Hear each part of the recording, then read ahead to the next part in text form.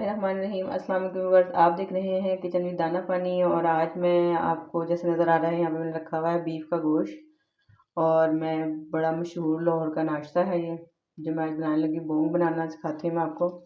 ये देखिए मैंने ली है 1 किलो बोंग और इसके अपने बड़े बड़े पीस करवाने हैं इस तरीके से। ये बड़े बड़े पीस मैंने लिए हैं। ये 1 किलो बोंग बोनलेस ली है और हड्डियाँ मैंने अलहदा से ली हैं।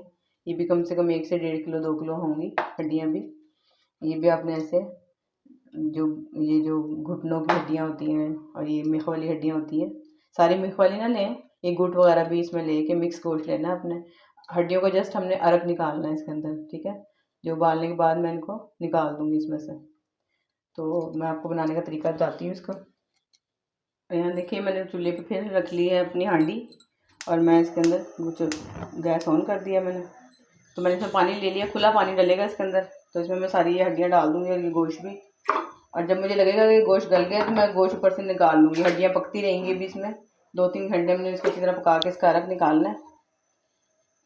और इसमें सिर्फ नमक डालना है और कोई चीज़ नहीं डालनी। सारा गोश्त मैं इसमें डाल देती हूँ। ये मैंने खुला पानी इसके अंदर डाल लिया है, ठीक है। अब ये इसमें सिर्फ जाएगा नमक। ये लाहौर का बहुत मशहूर नाश्ता है और छुट्टी वाले दिन तो जेंट्स स्पेशली बच्चे जेंट्स जो घर के वो बहुत पसंद करते हैं इसे। और लेडीज़ को ये मुश्किल लगता है घर में बनाना, लेकिन ये बड़ा आसानी से बनेगा। आपको देखिएगा चंद मसालों से सिर्फ। तो छुट्टी वाले दिन तो इसे लाइन में लग के अक्सर जगहों पे लेना पड़ता है, तो आपको लाइन में लगने की ज़रूरत नहीं है। आप मेरी रेसिपी से बनाएं इसको, तो इंशाल्लाह बहुत मज़े का बनेगा। थोड़ी देर मैं इसको ढक के पकाती हूँ और जब ये उबाल आ जाएगा पानी में तो फिर इसको मैं चूल्हा हल्का कर दूँगी। और इसे 2 से 3 घंटे ये मुसलसल इसमें मिट्टी की हांडी में पकेगा। आप चाहें तो प्रेशर कुकर में पका के जल्दी गला लें, आपको जल्दी है तो, या किसी और बर्तन में भी आप रख सकते हैं। मैं तो ओवरनाइट भी इसको रख देती हूँ हल्की आंच पे, लेकिन मैं आपको दिखाने के लिए मैं दिन में इसको बना रही हूँ। तो ये जब ज़रा इसमें उबाल आता है तो मैं इसका चूल्हा हल्का करती हूँ। ये देखें यहाँ पे ये जिस तरह मैंने दिखाया था कि मैंने उबलने के लिए रख दिया था गोश्त। इसे 2 से 2.5 घंटे हो गए उबलते हुए मुसलसल।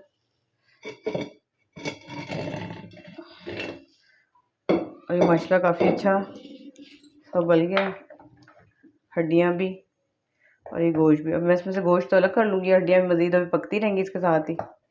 ये देखिए काफ़ी अच्छा सॉफ्ट हो गया। ये देखिए मैं इसको, ये देखिए बिल्कुल सॉफ्ट है। तो इसमें से आप गोश्त अलहदा कर लें और हड्डियाँ भी मुसलसल पकती रहें इतनी देर। ये देखें इस तरह ये बोटियाँ सारी इसमें से अलहदा कर लें। ये देखिए कितनी प्यारी गल गई माशाल्लाह। तो वहाँ पे मैंने देखें गोश्त अलग कर लिया। अभी हड्डियाँ मज़ीद पक रही हैं। इतनी देर आप देखें मसाले जो इसमें जाएंगे वही देख लें। चंद मसाले हैं जो रेगुलर आप हांडियों में डालते हैं। हल्दी, नमक, मिर्च और साबुत पिसा हुआ धनिया, अदरक, लहसुन, ये तो वही रेगुलर मसाले हैं। ये 1 टीस्पून इसमें काली मिर्च जाएगी और 1 टेबलस्पून इसमें गरम मसाला जाएगा।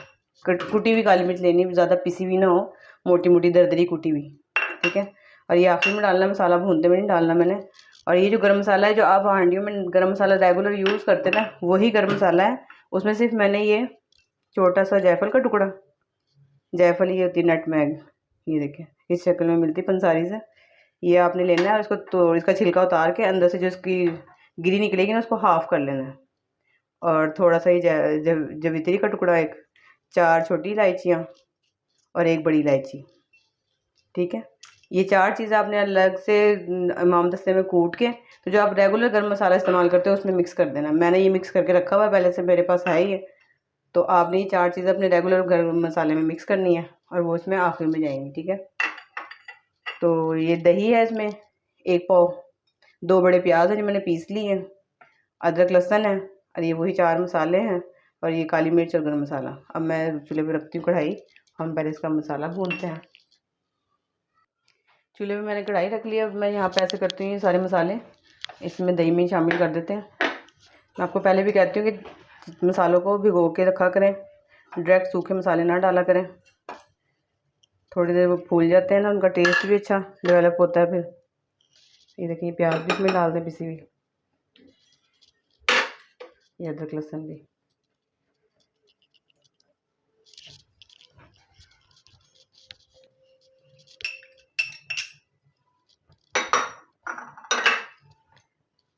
जितना मैंने पानी डाला था ना हांडी के अंदर जो पकाने के लिए रखी, तो पानी भी इसमें उतना का उतना ही है। हल्की आंच पे इतना अच्छा गोश्त भी गल गया है बिल्कुल। मुझे तो लगता है ये प्रेशर कुकर का काम करते हैं जो मिट्टी के बर्तन है ना। इतनी अच्छी इसमें गलावट आई है गोश्त के अंदर, और ऐसा भी नहीं कि भी पानी खुश्क हो गया कुछ। हल्की हल्की आंच पे 2.5-3 घंटे वो पका है। हड्डियों ने भी गोश्त छोड़ दिया बिल्कुल, हड्डियाँ भी गल गई हैं, सॉफ्ट हो गई हैं। जितनी देर मसाला भुनेगा इतनी देर हड्डियाँ और पक जाएंगी। ये हम बाद में डालेंगे गर्म मसाले। और यहाँ पे मैंने कढ़ाई में तेल डाल दिया, 1 कप के करीब मैंने इसमें तेल डाला है। देखिए, तो यहाँ देखिए मैंने ऑयल रख दिया है। वहाँ पे गैस थोड़ी हल्की आ रही थी तो मैंने फिर बर्नर लगाया है। बर्नर में ज़रा बेहतर है, तो इसमें हम पकाते हैं। अभी ज़रा घी गर्म हो गया तो मैं इसमें डालती हूँ मसाले। और इस पॉइंट पे अगर देखें ना, घर में कोई बुजुर्ग हैं जो हल्का नमक मिर्च खाते हैं, मैं आपको बार बार कहती हूँ ये बात, उनका बहुत ज़्यादा ख्याल करा करें अपने बुजुर्गों का घर में। तो अगर वो नमक या मिर्च कुछ कम खाते हैं, इस पॉइंट पर आप इसमें कम कर दें। जैसे 1 टेबल स्पून मिर्ची डाली है, 1 टेबल स्पून नमक डाला है ना, तो उसको हाफ़ कर दें। मसाला भून लें, उनके लिए थोड़ा सा निकाल के फिर आप अपने लिए मसाला बढ़ा सकते हैं। तो उनके लिए थोड़ा, क्योंकि किसी को ब्लड प्रेशर का मसला है, शुगर का, या ऐसी छोटी मोटी बीमारियाँ आजकल सबको ही हैं, तो आप उनका बहुत ख्याल करा करें जब, क्योंकि ये चीज़ें खाने का उनका भी दिल करता है। बच्चे हैं जो कम नमक मिर्च पसंद करते हैं, बुजुर्ग हैं, तो ये आपकी यकीन करें जो उनके दिल से दुआ निकलती है ना आपकी थोड़ी सी एफर्ट से, उसका कोई मोल नहीं है। तो ये छोटी छोटी बातों का ख्याल करा करें। तो यहाँ पे देखें प्याज गर्म हो गया।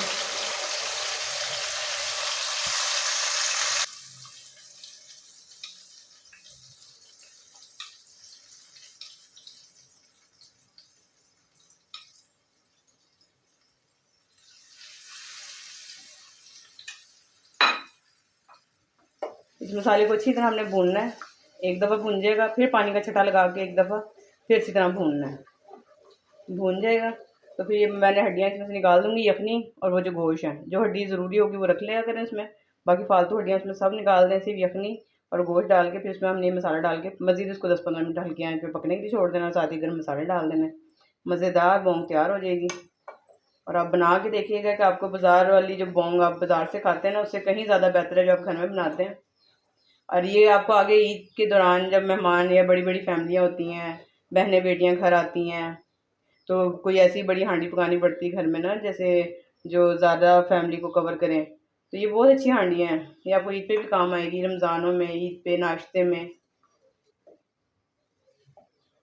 तो आप मेरा चैनल देखा करें, इसे लाइक करा करें, इसे सब्सक्राइब करा करें, आगे से आगे शेयर करा करें अगर आपको रेसिपी पसंद आए। और मुझे कमेंट्स करके बताया करें आप मज़ीद इसमें क्या चाहते हैं, या आपको और मेरी रेसिपी अच्छी लग रही है या नहीं। ये एफ़र्ट आप लोगों के लिए ही है जो हम करते हैं। इल्म किसी भी शक्ल में उसे आगे बढ़ाना चाहिए, जो मेरे पास है वो मैं उसे आगे बढ़ा रही हूँ।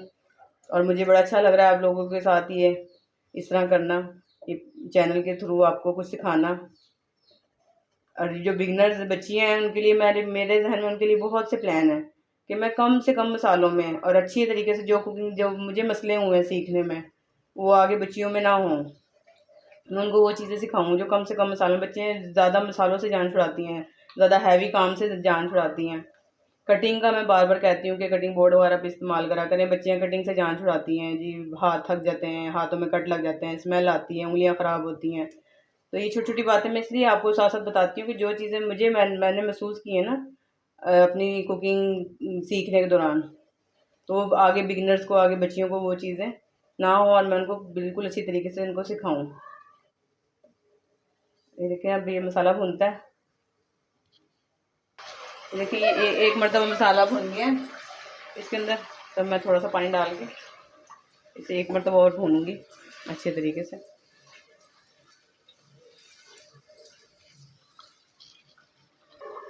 तो देखिए मसाला भून रहा है। मसाले को ढक के बंद करें, इसमें छींटे पड़ रही हैं मसाले में, इसकी छींटे उड़ रही हैं। तो एक दफ़ा और इसी तरह भून रहा है। अब मैं इसमें डाल दूँगी ये गरम मसाला, जायफल जावित्री वाला जो गरम मसाला पीसा हुआ, ये मैं इसमें डाल दूँगी।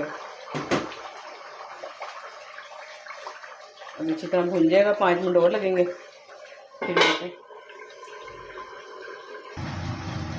तो देखिए मसाला माशाल्लाह भून के रेडी हो गया है। ये देखें ये जो फटाफटा हो गया ना, ये इसकी निशानी है कि ये मसाला अच्छी तरह भून गया है।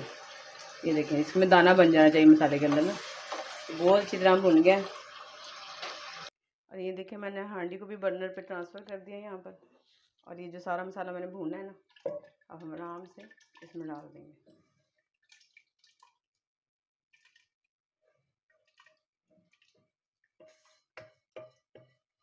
घी ज़रा हिसाब से डालिएगा, थोड़ा ही डलेगा इसमें घी, क्योंकि उसमें जो यखनी में भी ना काफ़ी सारा हड्डियों का घी निकल आया है।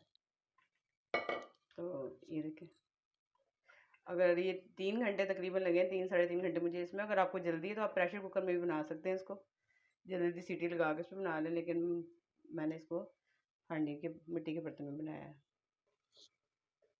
और देखिए इसे मज़ीद मसाला डालने के बाद 10 मिनट हो गए पकते हुए। अब मैंने इसका चूल्हा कर दिया है बंद। आप इसको अपनी मर्ज़ी से जितना गाढ़ा रखना चाहें पका सकते हैं।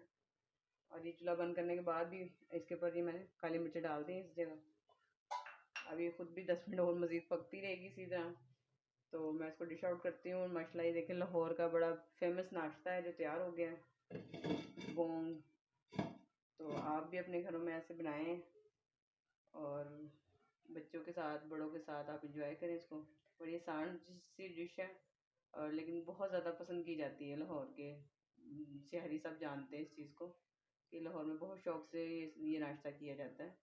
तो आप इस रेसिपी को फॉलो करें स्टेप बाय स्टेप। कुछ ज़्यादा मसाले नहीं हैं, कोई इसमें ऐसी एक्स्ट्रा चीज़ नहीं डली, वही मसाले हैं जो घर के हैं, लेकिन कुछ टेक्निक होती है बनाने की। स्टेप बाय स्टेप आप रेसिपी को एंड तक वॉच किया करें, स्किप करके ना देखा करें। कुछ चीज़ें होती हैं जो फिर आपसे मिस हो जाती हैं और रेसिपी फिर आपकी वैसी परफेक्ट नहीं बनती। तो मैं अब इसको डिश आउट करती हूँ। ये देखिए मज़ेदार सालन तैयार हो गया है बोंग का। मज़ेदार जो लाहौर का नाश्ता है वो रेडी है। आपको रेसिपी पसंद आई है उसे लाइक और शेयर ज़रूर करें, और इसके साथ ही मुझे दें इजाज़त। अल्लाह हाफिज़।